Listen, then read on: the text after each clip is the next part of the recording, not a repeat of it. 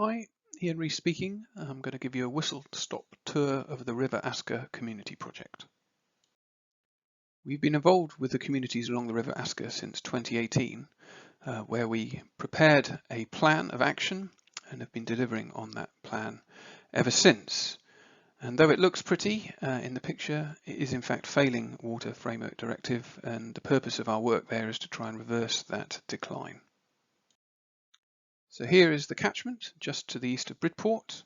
We're going to go on a whistle-stop tour. Firstly, I'm going to talk around the issues that the river faces, then look at the way we're addressing some of those issues through land use change, through habitat enhancement and natural flood management, and particularly through the work of the community.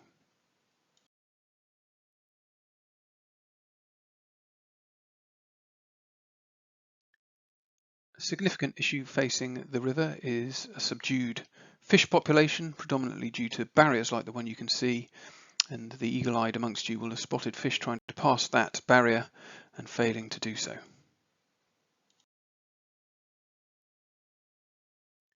Another significant issue is reduced plant diversity, and we believe that this is due to the vastly increased canopy cover from bankside trees that has taken place over the past 60 or 70 years. And you can see an image of the same location taken just after the Second World War and pretty much modern times now, one where there is a lot more light getting into the river and the river banks, and therefore more plants compared to what we get nowadays, which is a very dark tunneled stream with very little life.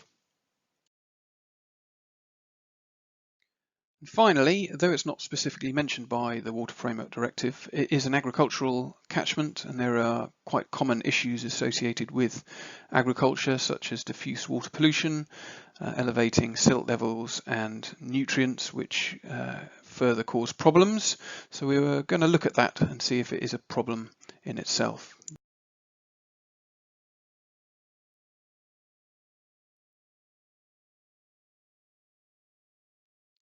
So moving on to some of the solutions, particularly around land use change. An effective way of overcoming runoff is to plant hedges to intercept that flow, and we've planted over 400 metres of hedgerow within the catchment to do just that. We've also increased buffer sizes along sides of the river and subsoil to improve water penetration, over 20 hectares. Indirectly, land use has changed within the catchment at certain areas, from high-risk land use such as maize growing to lower-risk land use such as permanent grassland.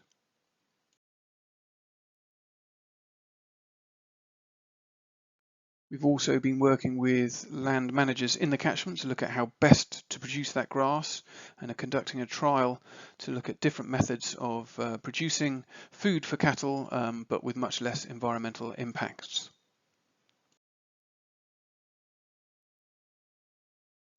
And at particularly high risk sites where runoff is evident, we have installed silt traps which intercept that overland flow and filter out the sediments, just as a benchmark to show landowners the sort of problems that they could be facing, because it's quite visible to see the amount of sediment that's running off and being captured by those silt traps.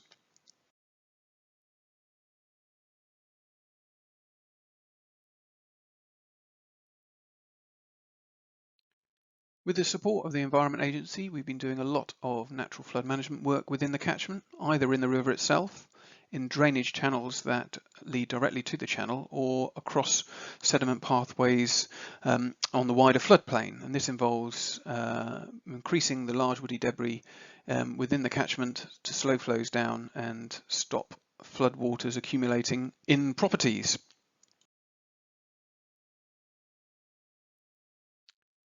Here's one of those examples where we have a shaded river on the left-hand side, and on the right we felled a few bankside trees, left that timber in the river, which backs up the water, as you can see on the right-hand image, keeping water there, stopping it flowing downstream, and as I said, ending up where it shouldn't be.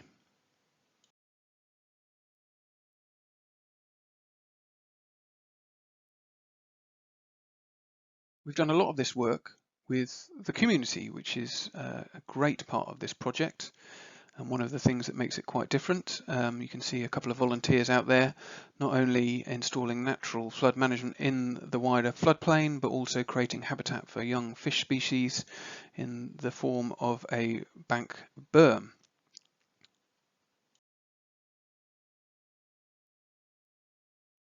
As well as the 500 hours the community have given to habitat enhancement and natural flood management, we've also got 50 of them signed up to a regular email list. We've had 30 people turning up to events in the middle of a field in torrential rain, and we held a couple of talks over the winter with over 120 people attending, which is great considering the size of the communities that are involved.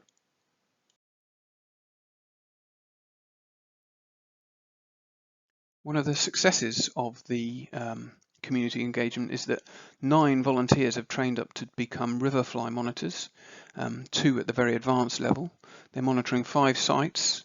One of them has taken the lead on community coordination, and they're also looking at mammal monitoring with some support from our Sustainable Development Fund, and also taking on the West Country Rivers Trust Citizen Science Programme.